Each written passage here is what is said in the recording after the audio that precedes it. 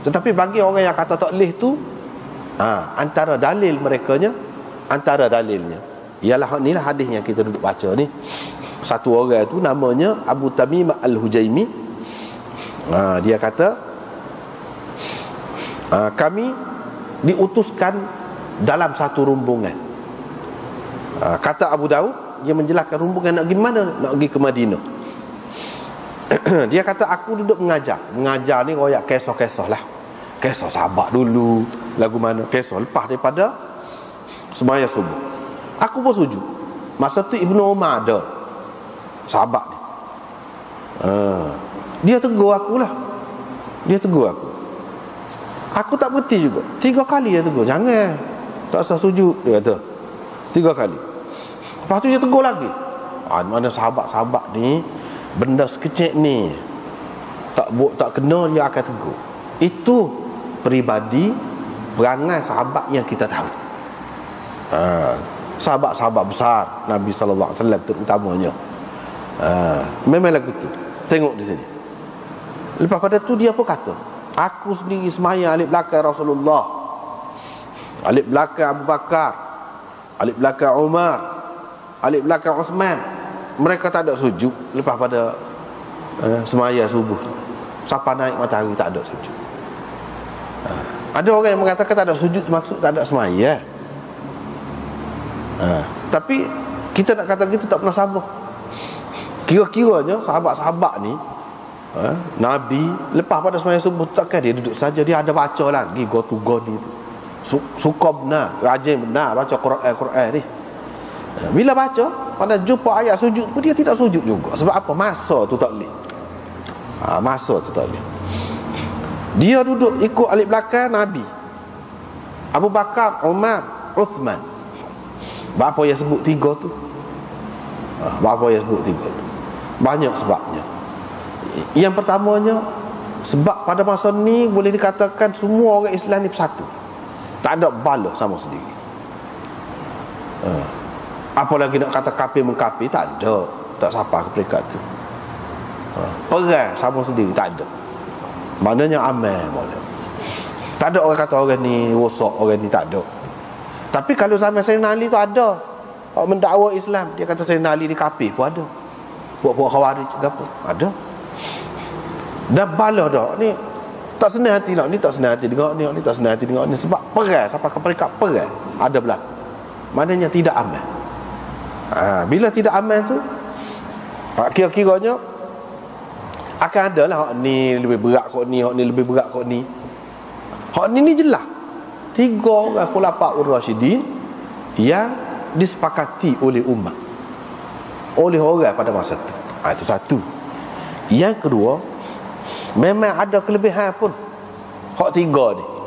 Walaupun Sayyidina Ali tu khulafaur rasyidin juga, tetapi kalau mengikut Syah Waliullah, pemerintahan Sayyidina Ali ni dia tidak termasuk dalam khilafah khassah muntazimah. Tu dalam istilah dia sendiri. Adapun hak 3 khulafah ni sampai kepada Sayyidina Uthman ini, dia termasuk dalam khilafah khassah muntazimah. Itu dia. Khilafah khassah muntazimah. Khilafah khassah ni dalam istilah Syah Waliullah, dia lebih tinggi lagi kedudukannya daripada khilafah rasyidah. Khulafaur rasyidin ini istilah lebih umum lagi. Hak khilafah khassah ni dia lebih istimewa lagi daripada khilafah rasyidah. Jadi keempat sahabat ni, Abu Bakar, Umar, Uthman, Ali, ini termasuk dalam khilafah khassah, lebih istimewa lagi daripada khilafah rasyidah. Tetapi dia terbagi kepada 2 pula khilafah khassah, muntazimah dan ghairu muntazimah. Muntazimah ni mana teratur molek pemerintahan dia. Ghairu muntazimah tidak teratur molek pemerintahan dia. Tetapi orangnya, peribadinya, orang tu memang orang istimewa. Sayyidina Ali tu awal masuk Islam, dalam semua peperangan ikut belakang, orang istimewa lah. Itu ciri-ciri khilafah khassah tu ada. Tetapi ghairu muntazimah makna tidak teratur molek pemerintahan zaman dia. Perang sama sendiri, bunuh sana sini. Adapun pada hak 3 dulu tidak lagi. Tak ada perang sama sendiri. Perang dengan orang kafir. Zaman Sayyidina Ali perang dengan orang kafir berhenti. Jadi berkrisih sama sendiri. Tapi Sayyidina Ali tu sendiri orangnya istimewa. Dari segi peribadi diri dia tu, cuma pemerintahan dia tu terganggu. Itu orang panggil khilafah khassah ghairu muntazimah. Khilafah Muawiyah dah lain-lain orang panggil khilafah Rashidah, tapi tidak khassah. Tidak khassah. Khassah ni tinggi lagi. Khilafah Muawiyah ni Rashidah. Sebab apa? Dipilih oleh ulaika humur rasyidun. Sahabat-sahabat yang Tuhan kata rasyidun. Orang yang dipilih oleh puak-puak ni, pemerintahan dia tu Rashidah lah. Termasuk dalam khulafah ar-rasyidun lah. Sebab sahabat-sahabat Tuhan kata di dalam Quran ar-rasyidun, pilih dia. Jadi itu asasnya khulafah ar-rasyidun tu. Tetapi dia bukan khilafah khassah. Sebab apa?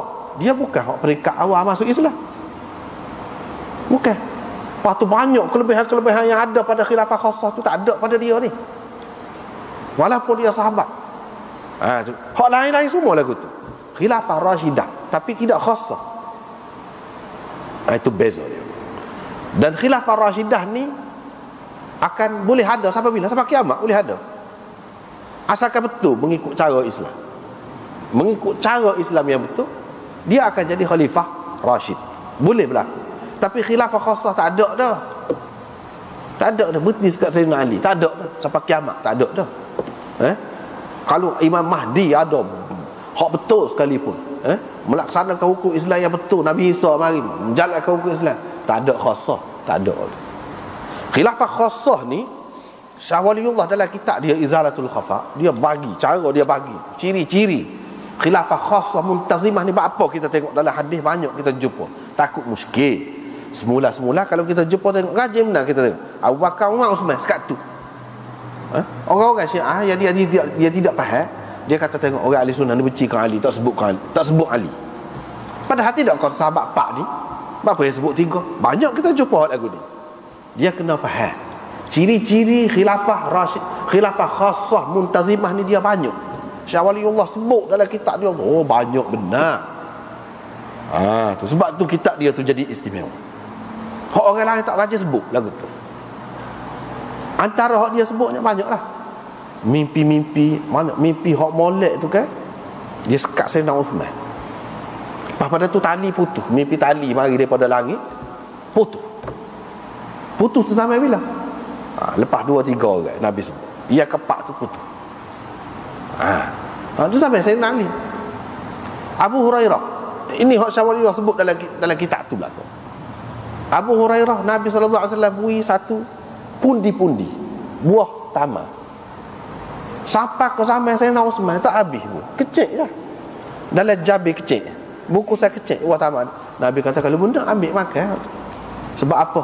Sebab dia ni kebuluran pernah nak ngaji, tak ada pitih, tak boleh nak makan. Nabi SAW bagi kelebihan kepada dia. Akhirnya Nabi beri buah, ambil, nak makan ambil, jangan buka habis. Sampai ke zaman Sayyidina Uthman, lepas pada tu tak ada, kosong tu bekah dia. Banyak ciri-ciri dia, keberkatan zaman pemerintahan tu sendiri tu dia ada. Serupa juga cincin Sayyidina Uthman, cincin Nabi, duduk pada Abu Bakar, duduk pada Umar, duduk pada Uthman. Bila sampai Sayyidina Uthman, duduk tepi telaga Aris namanya. Duduk dia putar tung jatuh dalam itu. Jatuh tu tak cakap kira telaga, tak jumpa. Pas kesuk tak jumpa. Padahal habis tengok, cari sungguh tak jumpa. Syah Waliullah mari banyaklah contoh-contoh yang seumpama itu. Contoh-contoh yang seumpama itu.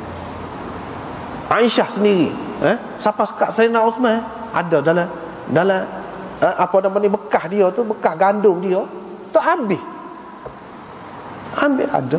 Siapa ke zaman Sayyidina Uthman, habis zaman Sayyidina Uthman tak ada. Banyak cerita-cerita yang seumpama itu, yang menunjukkan memang ada keistimewaan yang tersendiri, hak orang panggil khilafah khassah muntazimah. Dengan sebab itulah banyak kita jumpa dalam hadis dia sebut 3. Sahabat-sahabat pun sebut 3 ni sebab mereka jelas benar. Hak 3 ni memang ada keistimewaan dia yang tersendiri. Sayyidina Ali walaupun khassah tapi tidak muntasimah. Banyak perkara lah isyarat yang akan berlaku kekacauan gapo tu, Nabi SAW tinggal memang sekat Sayyidina Uthman. Lepas pada tu juga seseolahnya tanda lah tu, tanda akan berlaku perubahan besar dari segi pemerintahan Islam. Itu benarnya. Jadi Ibnu Umar pegang dengan hak ni. Dia kata demo ni tak ada. Bila lepas pada semaya subuh ni tak ada dah lah, sujud ke apa tak ada. Jadi kita kena ikut demo ni. Tak boleh nak mandang-mandang kita dalam bab agama ni. Gitulah maksudnya.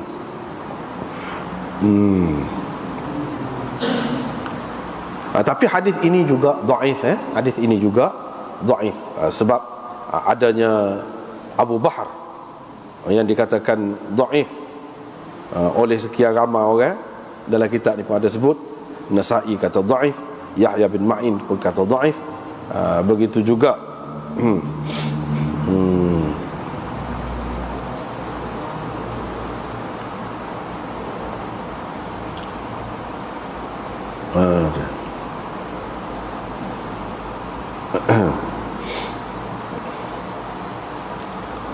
itulah.